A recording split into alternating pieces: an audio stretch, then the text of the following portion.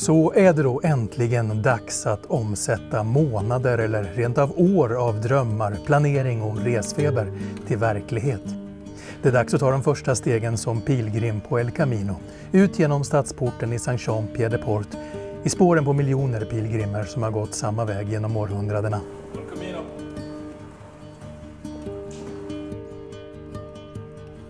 Just den här dagen, i andra halvan av april 2023, var det väldigt få vandrare som gav sig av från Saint-Jean på morgonen. Men bara några dagar innan hade trängseln varit stor. Och strax utanför ringmuren i Saint-Jean ska man så välja väg. Antingen går man den så kallade nedre vägen via Val Carlos-dalen. Eller också går man över Pyrenéerna, vilket ju är den vägen som de flesta väljer. Den övre vägen över Pyrenéerna öppnar i mitten av april och stänger igen i början på november beroende på vädret. Nedre vägen är aningen mer vädersäker och lite mer lättvandrad, men saknar inte heller utmaningar. När jag gick nedre vägen i början på mars 2011 så var det så mycket snö att etappen fram till Roncesvalles blev en både blöt och slitsam historia. Jag beskriver den i min bok Den tidlösa vägen.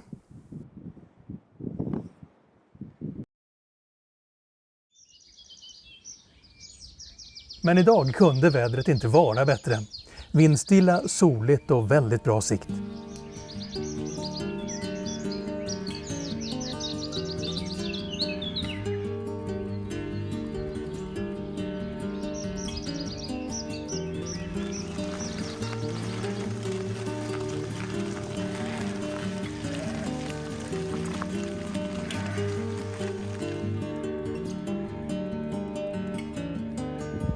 Ja, det är sant som de säger. Route Napoleon, Napoleonvägen, är förmodligen kanske den vackraste sträckan på hela El Camino Frances. Speciellt en dag som den här när solen skiner och det är precis i slutet på april och alla blommor blommar och träden doftar fantastiskt. Men man får inte Napoleonvägen gratis, den är ganska ansträngande. Efter 4 kilometer ungefär så börjar det gå uppåt ordentligt. Så här står det ganska många i vägskälet och flåsar lite betänkligt, inklusive jag också. Men det är fantastiskt vackert.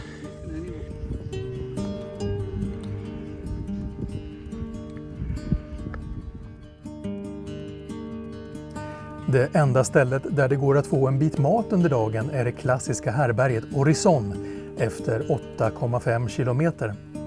Här väljer många att stanna för natten, men det är få bäddar så förbokning är ett måste.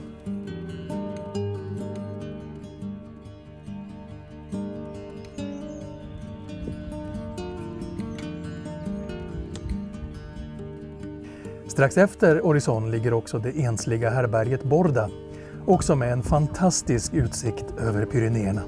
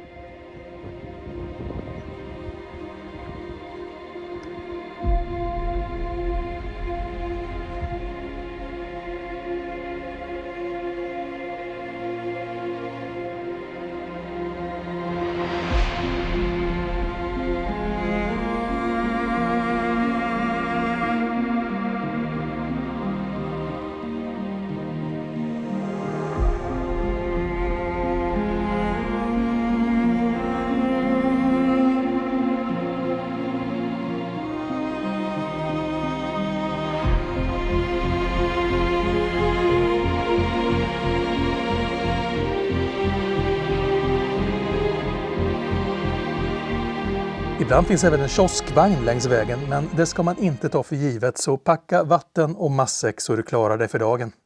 Många väljer att gå hela vägen till Roncesvalles idag, en sträcka på drygt 25 kilometer och med en total stigning på 1350 meter under dagen.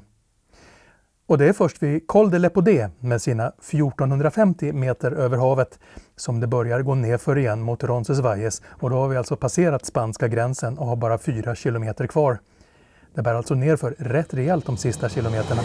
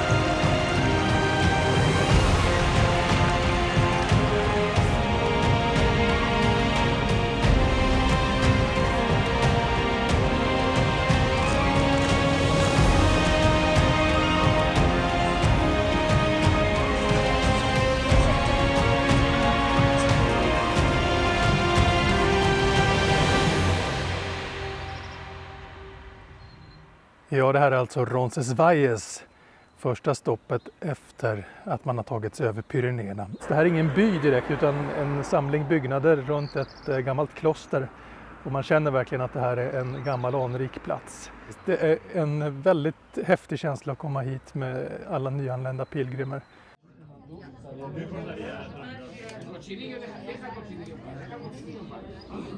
Och när man då är här på kvällen efter sin första vandringsdag så tycker jag också man ska besöka pilgrimsmässan här. Även om man inte anser sig religiös eller kyrklig i vanliga fall. Men den här mässan är väldigt, väldigt fin, väldigt, väldigt stämningsfull. Och det är en otroligt vacker liten kyrka här i Roncesvalles också som är väl värd ett besök faktiskt. Som en start på den långa vandringen mot Santiago de Compostela.